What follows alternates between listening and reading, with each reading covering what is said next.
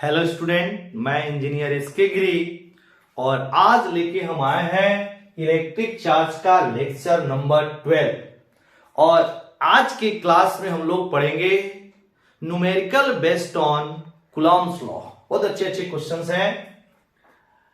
पहला क्वेश्चन है, which kinds of charge q is divided into two parts such that they are placed at a fixed distance and it experience a maximum repulsive force।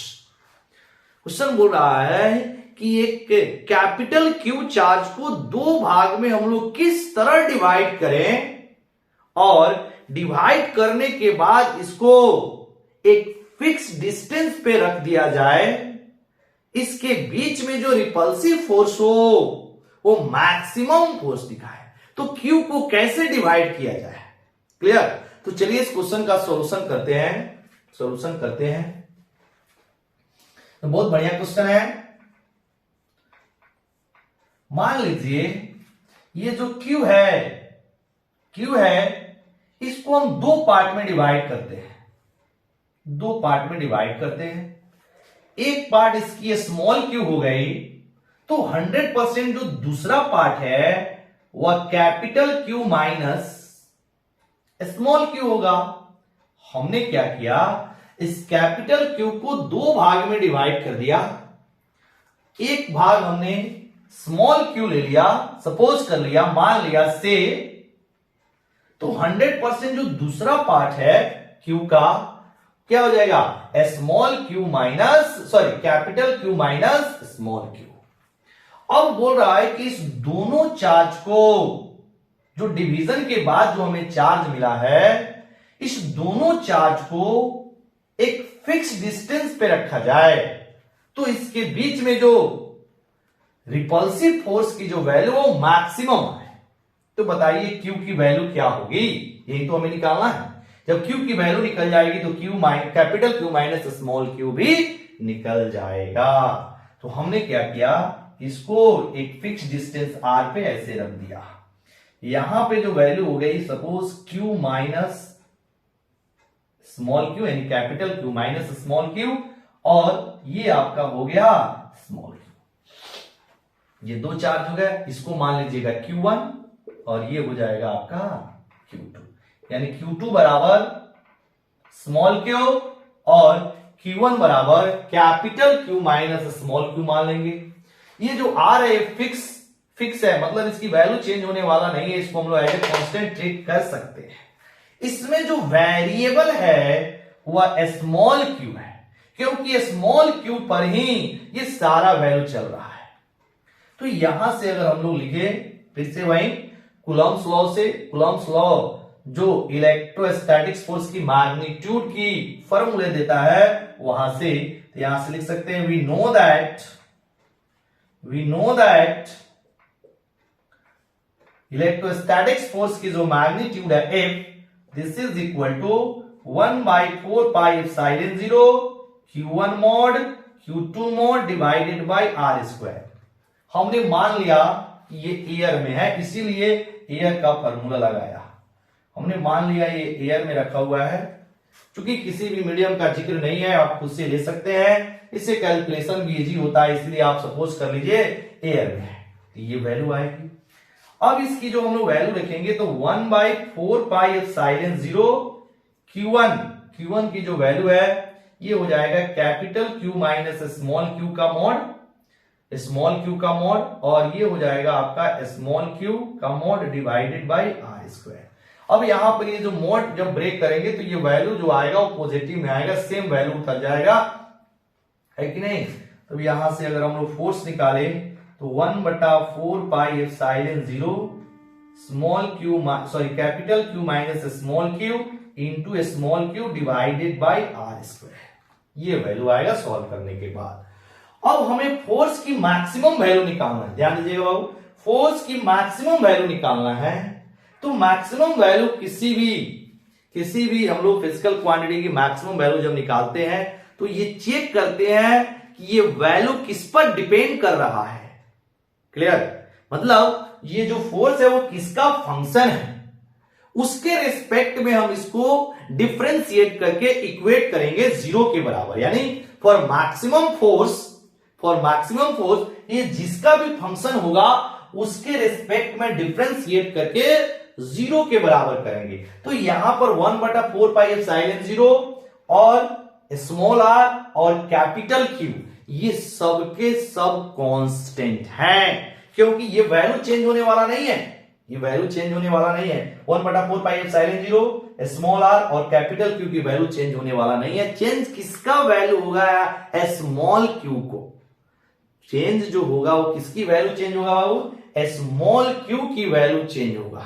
क्यों small Q की value change होगा? क्योंकि सारी चीज तो इसी पर निर्भर कर रहा है। अगर मान लीजिए सपोज एग्जांपल, अगर ये 10 माइक्रोकूलम है, अब इसको दो भाग में डिवाइड करना है, तो मान लीजिए एक भाग 2 माइक्रोकूलम है तो दूसरा भाग क्या हो जाएगा? 8 माइक्रोकूलम। अब आपका ये आप मान सकते हैं कि ये वैल्यू आपका 4 माइक्रोकूलम है तो ये हो जाएगा 6 माइक्रोकूलम। तो सारी बात डिपेंड किस पे कर रहा है? इस स्मॉल क्यू पे। यही तो वेरिएबल है। तो अगर हमें वेरिएबल पता चल गया ये स्मॉल क्यू का जो फोर्स है वो फंक्शन है उसी पे डिपेंड कर रहा है, तो हम लोग मैक्सिमम फोर्स के लिए इस फोर्स को स्मॉल क्यू के रिस्पेक्ट में डिफरेंशिएट करके जीरो बनाएंगे। तो वहां से हम लोग को क्यू की वैल्यू यानी स्मॉल क्यू की वैल्यू मिल जाएगा। और जैसे स्मॉल क्यू की वैल्यू मिल जाएगा, जब एक पार्ट हमें मिल गया तो दूसरा पार्ट आसानी से मिल जाएगा। कैपिटल क्यू में से आप स्मॉल क्यू की वैल्यू को माइनस कर देंगे, है कि नहीं? चलिए अब यहां लिखेंगे नाउ फॉर मैक्सिमम फोर्स के लिए डीएफ बट्टा डीक्यू की जो वैल्यू है वो जीरो होना चाहिए। फॉर मैक्सिमम फोर्स डीएफ बट्टा डीक्यू की वैल्यू जीरो होनी चाहिए। अब यहां पर देखेंगे डी ऑफ डीक्यू और एफ की वैल्यू उठा के रख दिया जाए 1/4 पाई एप्सिलॉन जीरो इंटू अगर इसको सॉल्व करेंगे तो capital Q small Q minus Q square divided by R square is equal to zero. Clear? अब यहां से जो भी कांस्टेंट है इसको ब्रैकेट में से डाल देना। यहां से जो भी कांस्टेंट है उसको हम लोग क्या करेंगे? डिफरेंशिएशन के बाहर निकालेंगे। डिफरेंशिएशन का रूल आपको पता होगा। यहां से this implies 1/4 pi epsilon zero into R square, ये कांस्टेंट वैल्यू है। यहां से हमने इसको बाहर निकाल दिया। अब हो जाएगा D by D Q of capital Q into small Q minus Q square is equal to zero. अब ये सारा वैल्यू आके इधर क्या हो जाएगा? मल्टीप्लाई में चला जाएगा। ये वैल्यू इधर मल्टीप्लाई में चला जाएगा, ये हो जाएगा जीरो। मतलब डी बाई डी क्यू यानी कि small Q capital Q minus small Q square is equal to zero. ये सारा वैल्यू इधर आके क्या हो जाएगा? होल जीरो हो जाएगा। अब यहां पे कैपिटल क्यू भी कांस्टेंट है तो इसका डिफरेंशिएशन माइनस इसका डिफरेंशिएशन, तो ये हो जाएगा आपका D capital Q small Q बटा डी क्यू फिर minus D small Q square by D Q is equal to zero. जब यहां से लिखेंगे तो ये आपका कैपिटल क्यू बाहर हो जाएगा, D small Q by D Q minus ये 2 स्मॉल क्यू यानी क्यू स्क्वायर का स्मॉल क्यू के रिस्पेक्ट में डिफरेंशिएशन होता है 2q is equal to zero. यहां से क्यू के रिस्पेक्ट में डिफरेंशिएशन 1 हो जाएगा, तो capital Q into 1 minus 2 small Q. अब यहां से आप this is equal to zero, ये जीरो के भी बराबर है। अब यहां देखिएगा, अब हम लोग क्या करते हैं, इस चीज को इधर भेज देते हैं, यानी 2 small Q is equal to capital Q, यानी इस चीज को इधर भेजेंगे पॉजिटिव हो जाएगा, यानी Q is equal to 2q। So यहां पर capital Q is equal to 2 into small Q.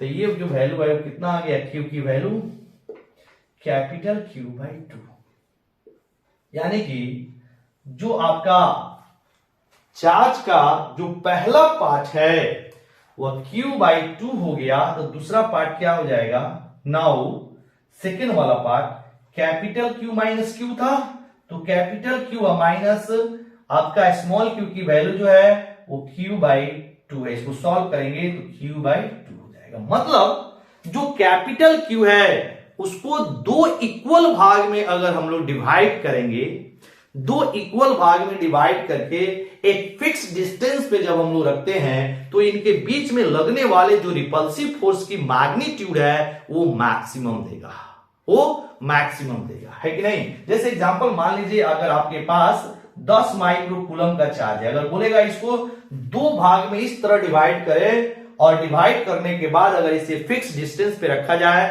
तो बताइए इसमें जो मैक्सिमम फोर्स की वैल्यू, सॉरी जो लगने वाले जो रिपल्सिव फोर्स है इसकी वैल्यू मैक्सिमम हो तो इसको दो भाग में किस तरह डिवाइड किया जाए, तो आधा आधा। इसको क्या करेंगे, अगर मैक्सिमम फोर्स बनाना है तो इसको क्या कीजिए 5 माइक्रोकूलम एक पार्ट हो जाएगा, दूसरा पार्ट क्या हो जाएगा 5 माइक्रोकूलम, दोनों 5-5 माइक्रोकूलम में अगर आप डिवाइड करेंगे और दोनों को एक फिक्स डिस्टेंस पे रखेंगे तो जो फोर्स की वैल्यू आएगी वो मैक्सिमम आएगी। इसके अलावा दूसरा कोई भी कॉम्बिनेशन नहीं चलेगा, ये कॉम्बिनेशन चलेगा। मान लीजिए कोई लड़का बोलेगा सर 7 माइक्रोकूलम और 3 माइक्रोकूलम के समय जो फोर्स होगा क्या मैक्सिमम होगा, बिल्कुल नहीं, फोर्स की वैल्यू आएगा लेकिन मैक्सिमम फोर्स नहीं आएगा, ये आपका नहीं चलेगा। मान लीजिए कोई बच्चा बोलता है कि सर 4 माइक्रोकूलम और 6 माइक्रोकूलम की कॉम्बिनेशन रखेंगे तो क्या मैक्सिमम वैल्यू आएगा, तो नहीं आएगा। जब भी मैक्सिमम वैल्यू आएगा 10 माइक्रोकूलम को दो भाग में ऐसे बांटिए 5-5, तो इस समय इन दोनों चार्ज को जब एक फिक्स डिस्टेंस पे रखेंगे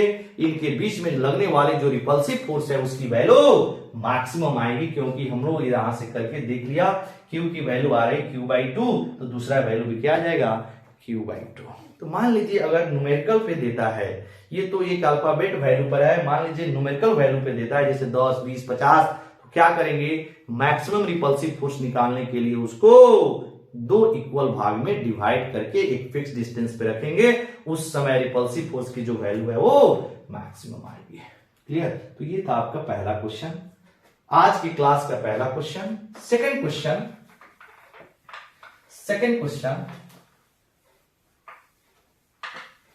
हम आपको अच्छे अच्छे क्वेश्चन कराएंगे। Second question,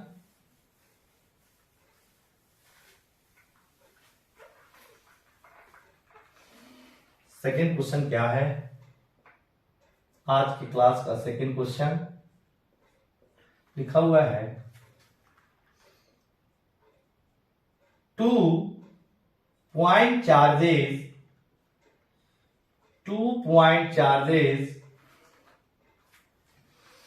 2 microcoulomb and 6 microcoulomb 2 point charges 2 microcoulomb and 6 microcoulomb are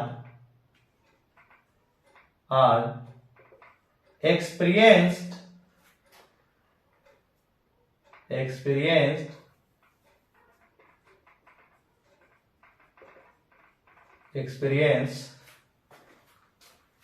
a repulsive force of magnitude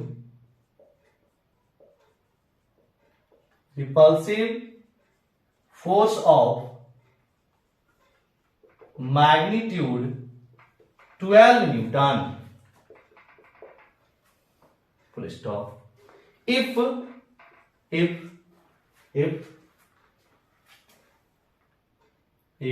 -4 microcoulomb additional charge is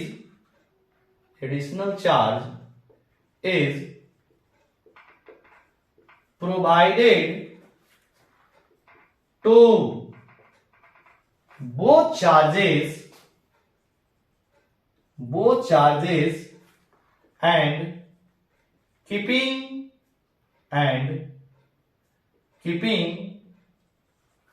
distance constant,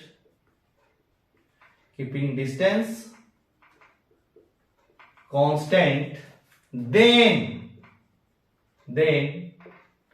find the new forces find the new force acting between them. ये है question. Clear? ये objective questions है। अब इसकी जो option है वो हम नहीं लिख रहे हैं, डायरेक्ट आंसर लिखेंगे। क्लियर? चलिए सॉल्यूशन। दो चार्ज दिया हुआ है, पॉइंट चार्ज। इसके बीच की डिस्टेंस नहीं दिया हुआ है, हमने मान लिया दोनों के बीच की जो डिस्टेंस है स्मॉल आ रहा है। पहला चार्ज को मान लिया Q1 is equal to 2 microcoulomb और दूसरा चार्ज Q2 बराबर 6 माइक्रोकूलम। दोनों के बीच की डिस्टेंस को स्मॉल आर मान लिया और ये दोनों के दोनों एयर में रखे गए हैं। किसी भी मीडियम का क्वेश्चन में जिक्र नहीं है, हम सपोज कर लिया ये एयर में रखे गए हैं। अगर इसके बीच में जो फोर्स लग रहा है, इस फोर्स की वैल्यू बाय कूलम्स लॉ से निकाले तो क्वेश्चन बोल रहा है कि जो फोर्स की वैल्यू है वो कितना लीजिए, 12 न्यूटन। यानी कि इनके बीच में जो रिपल्सिव फोर्स लग रहा है वो कितने न्यूटन का है, 12 न्यूटन का। बिल्कुल रिपल्सिव फोर्स लगेगा क्योंकि ये +2 माइक्रोकूलम का है और दूसरा +6 माइक्रोकूलम का है। इसके बीच में रिपल्सिव फोर्स लगेगा। तो सबसे पहले आप इसकी डिस्टेंस को निकाल सकते हैं कि इनके बीच की जो डिस्टेंस है स्मॉल आर वो कितनी है। तो यहां लिखेंगे now from Coulomb's law, now from Coulomb's law, coulomb के नियम से इलेक्ट्रोस्टैटिक्स फोर्स की जो मैग्नीट्यूड है F 1/4πε0 Q1 mod Q2 mod बट्टा में R स्क्वायर होगा। अब अकॉर्डिंग टू क्वेश्चन इसकी वैल्यू दिया है 12, इसकी वैल्यू दिया है 12 newton. This is equal to 9 into 10 raise to the power 9।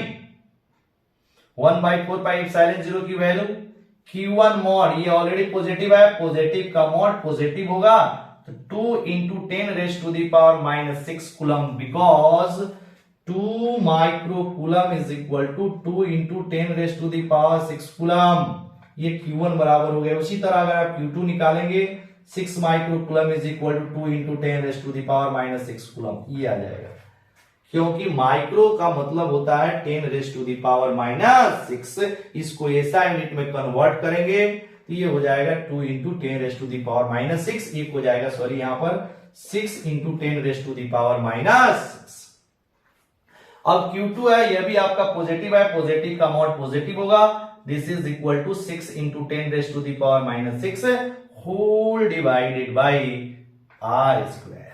ठीक है, अब यहां से आप क्रॉस मल्टीप्लाई करके R स्क्वायर निकाल सकते हैं। ये हो जाएगा 9 इंटू सॉल्व करेंगे तो ये आ जाएगा 10 की पावर -6 -6 -12 और +9 -3 हो जाएगा इंटू 6 2 जा 12 डिवाइडेड बाई ये हो जाएगा 12। ये 12 आ जाएगा यहाँ, R स्क्वायर चला गया यहाँ, 12 से 12 कट गया तो ये जो वैल्यू आ गई R स्क्वायर की वो आ गई 9 into 10 raise to the power -3। ये वैल्यू आ गई। अब क्या बोल रहा है कि भाई इस दोनों चार्ज को एडिशनल चार्ज दीजिए -4 माइक्रोकूलम। दोनों को एडिशनल चार्ज दीजिए -2 माइक्रोकूलम का। दोनों को एडिशनल चार्ज दिया जाए -2 माइक्रोकूलम का। उसके बाद जो नया फोर्स है वो बताइए क्या होगा। तो हमने क्या किया, दोनों को एडिशनल चार्ज दे दिया। अब एडिशनल चार्ज देंगे लेकिन जो डिस्टेंस की वैल्यू है उसको कांस्टेंट रखना है। क्वेश्चन ही बोल रहा है कीपिंग डिस्टेंस कांस्टेंट। कांस्टेंट मतलब डिस्टेंस की जो वैल्यू हो चेंज नहीं हो रहा है। तो इसको आप एडिशनल चार्ज दीजिएगा Q1 तो इसकी वैल्यू कितनी आ जाएगी, Q1 बराबर 2 माइक्रोकूलम पहले से है, इसको एडिशनल चार्ज देना है यानी कि +-4 माइक्रोकूलम। हमने इसको एडिशनल चार्ज दिया कितना, तो -4 माइक्रोकूलम। पहले से 2 माइक्रोकूलम था, इसमें और -4 माइक्रोकूलम एडिशनल चार्ज दिया। इसको सॉल्व करेंगे तो ये प्लस माइनस माइनस हो जाएगा। This is equal to -2 microcoulomb. मतलब अब Q1 की जो वैल्यू आ गई वो -2 माइक्रोकूलम। क्लियर? यहां पर जो Q2 था वो पहले से 6 आपका माइक्रोकूलम था और इसको आपको क्या देना है, प्लस करना है -4 माइक्रो, यानी प्लस ऑफ -4 माइक्रोकूलम। तो जो इसको आप सॉल्व करेंगे तो 6 माइनस 4 हो जाएगा, this is equal to 2 microcoulomb. यानी Q2 हो गया +2 माइक्रोकूलम और Q1 हो गया -2 माइक्रोकूलम। मतलब हमने एडिशनल -4 माइक्रोकूलम चार्ज दिया। एडिशनल -4 माइक्रोकूलम देने का मतलब क्या है, दोनों चार्ज जुड़ जाएगा। पहले से 2 माइक्रोकूलम था Q1 के पास और अब हमने दे दिया -4 माइक्रोकूलम, दोनों को जोड़ देंगे तो -2 माइक्रोकूलम। यहां पे आपका Q2 की वैल्यू थी 6 माइक्रोकूलम, अब इसमें आप एक्स्ट्रा -4 माइक्रोकूलम ऐड करेंगे तो ये हो जाएगा प्लस माइनस माइनस 6 - 4 कितना हो जाएगा, +2 माइक्रोकूलम। ये हो जाएगा आपका Q2। अब देखिए मजे की बात क्या है, यहां पर रिपल्सिव फोर्स लग रहे थे, यानी कि ये जो फोर्स है वो रिपल्सिव नेचर का होगा क्योंकि दोनों के दोनों पॉजिटिव चार्ज थे। दोनों के दोनों पॉजिटिव चार्ज थे, ये भी आपकी पॉजिटिव और ये भी पॉजिटिव, इनके बीच में क्या लग रहा था, रिपल्सिव फोर्स। लेकिन जैसे आप माइनस 4 माइक्रोकूलम का एडिशनल चार्ज दिया तो Q1 होगा निगेटिव और Q2 है पॉजिटिव। अब इसमें जो फोर्स लगेगा वो फोर्स ऑफ अट्रैक्शन होगा। यही मेन आपका समझना है कि पहले जो फोर्स ऑफ रिपल्सन लग रहा था क्योंकि दोनों के दोनों पॉजिटिव चार्ज थे, जैसे आप -4 माइक्रोकूलम का एडिशनल चार्ज प्रोवाइड किया अब ये फोर्स लगने लगेगा अट्रैक्शन वाली, रिपल्सन वाली नहीं, क्योंकि एक पॉजिटिव हो गया दूसरा निगेटिव हो गया, फोर्स ऑफ अट्रैक्शन लगेगा। क्लियर? अब यहां से सब चीज वही है, एयर में है, आपका डिस्टेंस की जो वैल्यू है वो r है, तो जो न्यू फोर्स होगा F न्यू वो बाय कूलम्स लॉ फॉर्मूला तो वही होगा 1/4πε0 into Q1 mod Q2 mod बटा r², फॉर्मूला तो चेंज होने वाला नहीं है, डिवाइडेड बाय r²। वैल्यू रखेंगे 9 इंटू 10⁻⁹ Q1 यानी Q1 का मान ये -2 माइक्रोकूलम है। -2 माइक्रोकूलम का जब मॉड लेंगे तो वो हो जाएगा बाबू +2 माइक्रोकूलम। तो 2 माइक्रोकूलम का मतलब 2 इंटू 10⁻⁻6 और Q2 जो है वो +2 माइक्रोकूलम है, इसका भी मॉड लेंगे तो प्लस का मॉड प्लस ही रहेगा, दिस इज इक्वल टू यानी into 2 into 10⁻⁻6 whole divided by r²। अब यहां से हम r² की वैल्यू उठा रहे हैं, r² की जो वैल्यू है वो कितना है 9 इंटू 10⁻⁻3, तो यहां लिख देंगे 9 इंटू 10⁻⁻3, ये हो गया आपका r² की वैल्यू। ये 9 से 9 गेट कैंसिल, अब देखना ये 2 2 4 इंटू 10⁻⁻6 10⁻⁻6 -12 और +9 -3 हो जाएगा और डिवाइडेड बाय नीचे -3 है, इससे ये कट जाएगा, दिस इज इक्वल टू जो न्यू फोर्स है वो 4 न्यूटन का होगा बट अट्रैक्टिव होगा। बट क्या होगा, ये अट्रैक्टिव होगा। यही मजे की बात है, ये जो फोर्स होगा वो क्या होगा बाबू, अट्रैक्टिव होगा। पहले जो फोर्स लग रहा था वो फोर्स ऑफ रिपल्सन था, यानी रिपल्सन फोर्स लग रहा था कितने न्यूटन का, 12 न्यूटन का। दोनों के बीच Q1 और Q2 के बीच यानी कि 2 माइक्रोकूलम और 6 माइक्रोकूलम के जो बीच में फोर्स लग रहा था वो रिपल्सिव फोर्स था जिसकी मैग्नीट्यूड 12 न्यूटन का था, है कि नहीं। और जैसे आपने -4 माइक्रोकूलम एडिशनल चार्ज Q1 और Q2 को दिया, अब ये जो वैल्यू है वो आपका फोर्स ऑफ अट्रैक्शन लग रहा है, अट्रैक्टिव फोर्स लग रहा है, जिसकी मैग्नीट्यूड कितनी हो गई, 4 न्यूटन का। क्लियर? शायद ये आपको क्वेश्चन समझ में भी आया होगा और मजा भी आया होगा इस तरह के क्वेश्चन करने में। क्लियर? चलिए इसके बाद हम नेक्स्ट क्वेश्चन करते हैं, क्वेश्चन नंबर 3। ये आपके पिक्चर वाला क्वेश्चन है, चित्र वाला क्वेश्चन है और काफी इंटरेस्टिंग क्वेश्चन भी है। क्वेश्चन नंबर 3 पॉज करके नोट कर लेंगे question.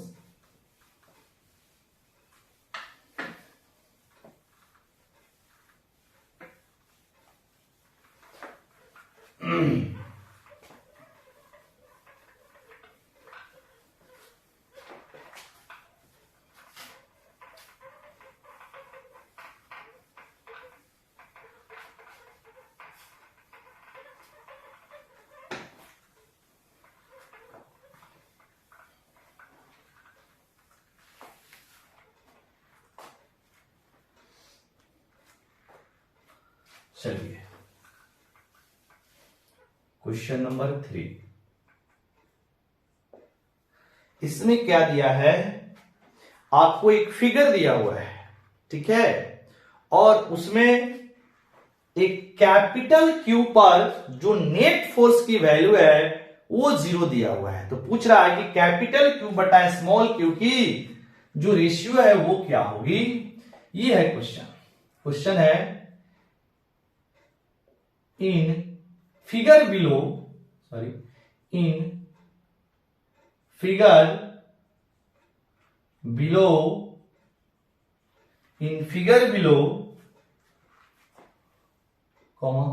if the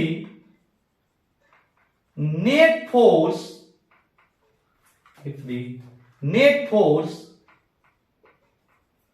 acting on charge capital Q is 0, then find the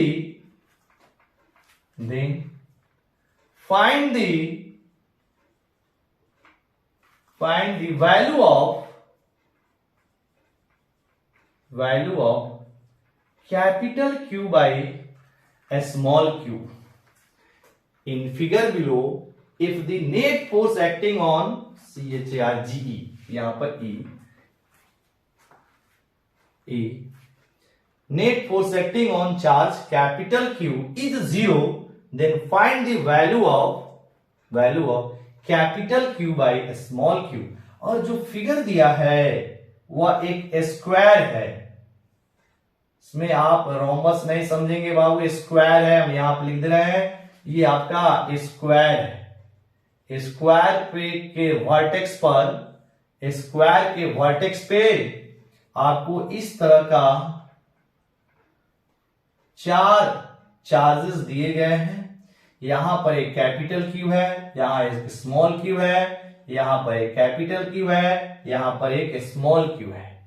इनके बीच की जो यानी कि इसकी जो साइड बोलिए, स्क्वायर की जो साइड है वह स्मॉल आर के बराबर है। मतलब एक स्क्वायर के कॉर्नर पे 4 चार्जेस दिए गए हैं, 2 कैपिटल क्यू है अपोजिट वर्टेक्स पे और 2 स्मॉल क्यू है, ये भी दोनों अपोजिट वर्टेक्स पे है, ठीक है। स्क्वायर की जो साइड है वह स्मॉल आर है, तो हमें बताना है कैपिटल क्यू बटा स्मॉल क्यू की जो वैल्यू है वो कितनी होगी यदि किसी भी कैपिटल क्यू पर जो नेट चार्ज की वैल्यू है वो 0 है। देखिए नेट चार्ज की वैल्यू इस कैपिटल क्यू पर भी 0 हो सकता है और इस कैपिटल क्यू पर भी नेट फोर्स की वैल्यू 0 हो सकता है। तो हम लोग किसी एक कैपिटल क्यू पर नेट फोर्स की वैल्यू 0 दिखाते हैं और तब देखते हैं कि capital Q by small Q की जो वैल्यू है वो कितना आएगा, ठीक है। यानी कि यहां पर अगर हम लोग इस वर्टेक्स को देखें A B C D, यानी कि जो C पॉइंट पर कैपिटल क्यू है उस पर नेट फोर्स की वैल्यू हम लोग 0 दिखाते हैं और तब इसकी रेशियो निकालेंगे कितनी आएगी। क्वेश्चन में सीधा बोला है कि net force on capital Q is 0, तो इस पे भी नेट फोर्स की वैल्यू 0 हो सकता है, इस पे भी नेट फोर्स की वैल्यू 0 हो सकता है, इस पर भी आप नेट फोर्स की वैल्यू दिखाएंगे तो सेम आंसर आएगा और इस पर भी आप नेट फोर्स की वैल्यू 0 दिखाएंगे तो सेम आंसर आएगा, है कि नहीं। तो हम ये सी पॉइंट पे जो रखा हुआ चार्ज है इस पर नेट फोर्स की वैल्यू 0 दिखा रहे हैं। तरीका क्या है कि पहले यहां से जो डी पर चार्ज रखा हुआ है इसके कारण यहां पर अगर हम लोग फोर्स की वैल्यू निकाले, इसकी मैग्नीट्यूड क्या होगी, इसकी डायरेक्शन क्या होगी, अगर इसको निकाले तो देखिए क्या आएगा। ध्यान समझेंगे, अच्छे क्वेश्चन है।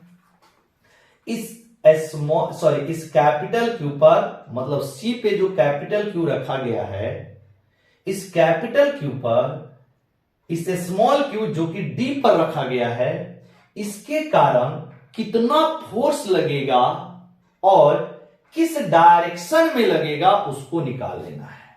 ठीक है, हमने बोला इस स्मॉल क्यू जो कि डी पर रखा गया है, इसके कारण इस कैपिटल क्यू सी पर जो फोर्स लग रहा है इसका नाम हमने दे दिया एफ सी बोले, सॉरी एफ डी मतलब यानी डी पॉइंट पे जो चार्ज रखा हुआ है उसके कारण फोर्स की मैग्नीट्यूड और डायरेक्शन जो होगा, ये दोनों के दोनों पॉजिटिव चार्ज है, इसीलिए रिपल्सिव फोर्स होगा, यानी रिपल्सिव नेचर का होगा। रिपल्सिव नेचर का होगा वो भी किस डायरेक्शन में, दोनों चार्ज को मिलाने वाली जो स्ट्रेट लाइन है इसी के अलॉन्ग। मतलब ये जो स्मॉल क्यू है कैपिटल क्यू पे फोर्स लगाएगा बाहर की ओर, क्योंकि ये दोनों के दोनों कैसे चार्ज है, पॉजिटिव चार्ज है, तो रिपल्सिव फोर्स की डायरेक्शन बाहर की होगा, दोनों पॉइंट चार्ज को मिलाने वाले स्ट्रेट लाइन के अलॉन्ग। समझ आ गया होगा। इसकी जो मैग्नीट्यूड है इसकी वैल्यू आ जाएगी, ये आपका कहीं भी मीडियम का जिक्र नहीं है, अपने से सपोज कर लेंगे कहां पर है, एयर में है, तो फॉर्मूला हो जाएगा 1/4πε0 small Q capital Q by R square. बाबू हम डायरेक्ट लिखे, इसको मान लीजिएगा Q1, इसको मान लीजिएगा Q2। Q1 भी पॉजिटिव है, Q2 भी पॉजिटिव है, मोड़ लेंगे दोनों की वैल्यू पॉजिटिव आ जाएगी। मतलब जो डी पॉइंट पर स्मॉल क्यू रखा हुआ है इसके कारण कैपिटल क्यू पर जो फोर्स की वैल्यू आएगी मैग्नीट्यूड में इतना आएगा, और इसकी जो डायरेक्शन होगी वो रिपल्सिव नेचर का होगा, क्योंकि दोनों के दोनों पॉजिटिव चार्ज हैं, और रिपल्सिव भी जो होगा वो दोनों पॉइंट चार्ज को मिलाने वाले स्ट्रेट लाइन के अलॉन्ग। क्लियर? चलिए, इसके बाद जो पॉइंट बी पर जो रखा हुआ है, यानी कि जो आपके स्क्वायर है, स्क्वायर का जो वर्टेक्स बी हमने सपोज किया है, यहां पर जो स्मॉल क्यू रखा गया है, इसके कारण इस कैपिटल क्यू पे अगर हमें फोर्स निकालना है, यह भी रिपल्सिव नेचर का होगा, बिकॉज ये भी पॉजिटिव और कैपिटल क्यू भी पॉजिटिव। पॉजिटिव में रिपल्सन होगा, रिपल्सन किस डायरेक्शन में होगा, तो दोनों पॉइंट चार्ज को मिलाने वाले स्ट्रेट लाइन के अलॉन्ग, मतलब कुछ इस तरह होगा, रिपल्सिव होगा, इस तरह से होगा। इसको बोल दिया हमने एफ बी की जो वैल्यू है उसकी मैग्नीट्यूड निकालेंगे फिर से 1/4πε0 small Q capital Q by R square, क्योंकि इसके बीच की जो डिस्टेंस है वो स्मॉल आर है। इसको मान लीजिए, अब इसके लिए यहां पर Q1 ये हो जाएगा आपका Q2, दोनों का मोड लेंगे, पॉजिटिव ही रहेगा, डायरेक्ट लिख रहे हैं small Q capital Q into R square. Clear? अब बच गया आपका इस कैपिटल क्यू जो पॉइंट ए पर रखा गया है, इसके कारण जो सी पॉइंट पे कैपिटल क्यू रखा गया है, इनके बीच में फोर्स निकालना। अब क्या करेंगे, इसके लिए आपको यहां से एक लाइन ज्वाइन करना पड़ेगा, इसके बीच की डिस्टेंस निकालनी होगी।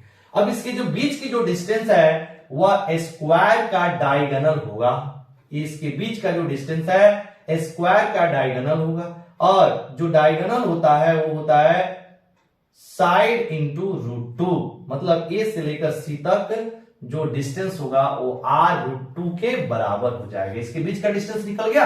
अब चलिए फोर्स निकालना है, ये भी पॉजिटिव, ये भी पॉजिटिव, पॉजिटिव में रिपल्सन होगा, और रिपल्सन किस डायरेक्शन में होता है, दोनों पॉइंट चार्ज को मिलाने वाले स्ट्रेट लाइन के अलॉन्ग, यानी कि जो रिपल्सन होगा कुछ ऐसे होगा, दोनों स्ट्रेट लाइन को मिलाने वाले, दोनों पॉइंट चार्ज को मिलाने वाले स्ट्रेट लाइन के अलॉन्ग। अब आपका एफ ए निकाले, एफ ए का मतलब जो आपका पॉइंट ए पर चार्ज है उसके द्वारा इस कैपिटल क्यू पर फोर्स। फिर से ये आपका हो जाएगा 1/4πε0, यानी कि Q इंटू क्यू बटा में r√2 का होल स्क्वायर, क्योंकि इसके बीच की अब डिस्टेंस हो गई वो r√2 हो गया। इसको मान लीजिए चार्ज 1 यानी Q1, इसको मान लीजिए Q2, दोनों का मोड लेंगे, पॉजिटिव होगा, यानी Q का मोड QQ आ जाएगा। अब इसको जब सॉल्व करेंगे तो ये वैल्यू आ जाएगा 1/4πε0 Q square divided by 2 into R square, √2 का स्क्वायर 2 आर स्क्वायर हो गया, यानी ये वैल्यू हम लोग का निकल गया एफ ए। अब हमारे पास तीन फोर्सेज है, F B, F D, F A. अब इस तीनों का जो नेट फोर्स होगा वही इस कैपिटल क्यू पे लगने वाले टोटल फोर्स होंगे। इस तीनों का जो टोटल इफेक्ट होगा वही इस कैपिटल क्यू पे लगने वाले टोटल फोर्स के बराबर होगा। अब इस तीनों को जोड़ना है तो कैसे जुटेगा, वेक्टोरियली जुटेगा। तो सबसे पहले हम क्या करते हैं, एफ बी और एफ डी को जोड़ देते हैं क्योंकि इसे जोड़ना आसान है। ये एंगल हो जाएगा 90 डिग्री क्योंकि आपका स्क्वायर है, स्क्वायर का जो साइड होता है ये 90 डिग्री। सभी स्क्वायर के जितने भी एंगल होते हैं सभी 90 डिग्री के होते हैं। ये 90 डिग्री तो ये भी 90 डिग्री। इसको जोड़ना आसान है यानी एफ डी और एफ बी की जो रिजल्टेंट है उसको हम देखिए बाबू यहां लिख रहे हैं एफ बी कॉमा डी, मतलब एफ बी कॉमा डी मतलब दोनों का रिजल्टेंट कैसे निकालेंगे। सपोज इसको मान लिया हम एक्स से मान लिया, तो अगर ये एक्स है तो दोनों की मैग्नीट्यूड सेम है, एफ बी और एफ डी की मैग्नीट्यूड सेम है तो ये भी एक्स के बराबर हो जाएगा। ठीक है, अब दो वेक्टर 90 डिग्री के एंगल पे होते हैं तो रिजल्टेंट होता है दोनों का यानी कि एफ डी का स्क्वायर प्लस एफ बी का स्क्वायर, बस A square B square plus 2ab cos 90 क्या दे देगा उधर 0। तो जब दो वेक्टर 90 डिग्री पर होते हैं तो फॉर्मूला यही लग गया, एफ बी और डी का जो रिजल्टेंट होगा F D square plus F B square. इसको जब सॉल्व करेंगे तो X square plus X square दोनों को एक्स मान लिया है, इसको सॉल्व करेंगे तो ये आ जाएगा 2x स्क्वायर बोले तो x√2। अब x की वैल्यू आप उठा के रख दीजिए, जैसे हम लोग x की वैल्यू उठा के रखेंगे तो ये हो जाएगा 1/4 pi epsilon 0 small Q capital Q बटा आर स्क्वायर इंटू √2। x की वैल्यू निकल गई, यानी a और b की रिजल्टेंट की मैग्नीट्यूड लिखा। इसकी डायरेक्शन देखिएगा, अब डायरेक्शन क्या है, ये दोनों वेक्टर की मैग्नीट्यूड सेम है, तो जब दो वेक्टर की मैग्नीट्यूड सेम होता है तो जो रिजल्टेंट होता है, दो वेक्टर की मैग्नीट्यूड सेम है तो जो रिजल्टेंट होता है उसके मिड पॉइंट से पास करता है, यह वेक्टर का रूल है।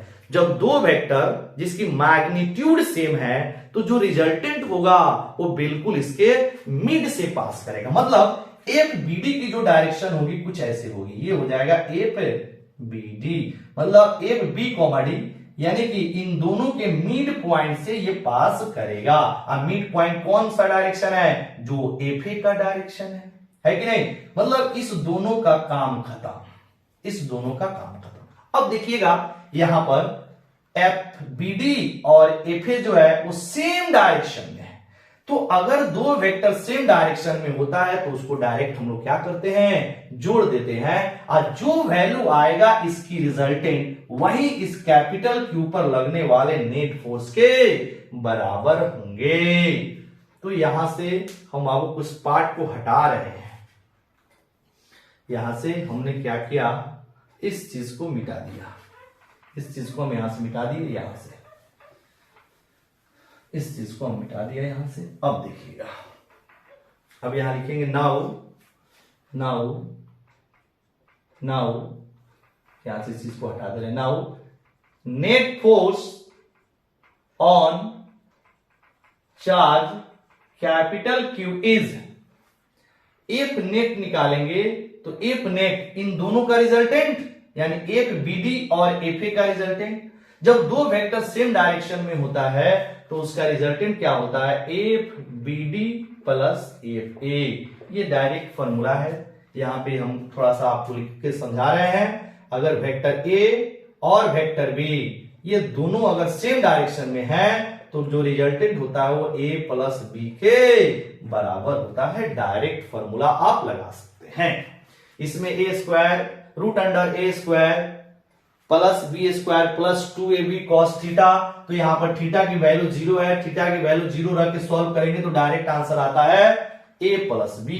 तो डायरेक्ट इसको मान लीजिए a, इसको मान लीजिए b, ये आ गया आपका F B D plus F A. अब आप वैल्यू सॉल्व कर दीजिए, जो आपका एफ बी डी की वैल्यू है यहां पे 1/4 pi epsilon 0 small Q capital Q into R square into √2, sorry √2 जो है वो इधर है √2, ठीक है। प्लस एफ ए की value 1/4πε0 Q square divided by 2r², ठीक है। अब according to question F net की वैल्यू 0 दिया था, एफ नेट की वैल्यू 0 दिया था। अब आप इस सबको हटा सकते हैं, इसकी कोई जरूरत नहीं है, सबको हटा सकते हैं ऐसे। अब इसकी वैल्यू 0 हो गई, दिस इंप्लाइज 0 बराबर, यहां से कुछ कॉमन आ रहा है 1/4πε0 r² कॉमन आ गया, इधर से आपका यहां भी कैपिटल क्यू, यहां भी capital Q, into capital Q भी कॉमन आ गया दिस। अब इसमें बच क्या गया, स्मॉल क्यू इंटू √2, अब प्लस इधर बच गया कैपिटल क्यू बटा 2, 1/4πε0 r² इंटू कैपिटल क्यू दोनों में है, कॉमन ले लिया।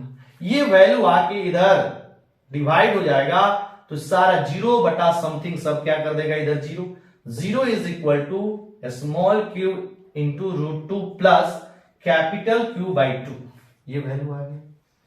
अब क्या कीजिए, इसको इधर लाइए, जब ये कैपिटल क्यू बाई 2 को इधर लाएंगे प्लस में है तो माइनस में हो जाएगा, minus capital Q by 2 is equal to small Q into √2।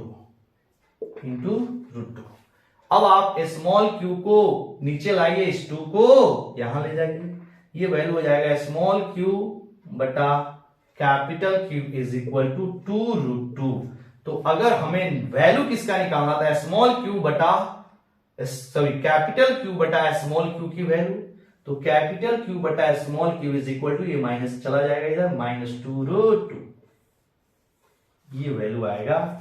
Capital Q बटा स्मॉल क्यू की जो रेशियो है वह 2√2 है। क्लियर?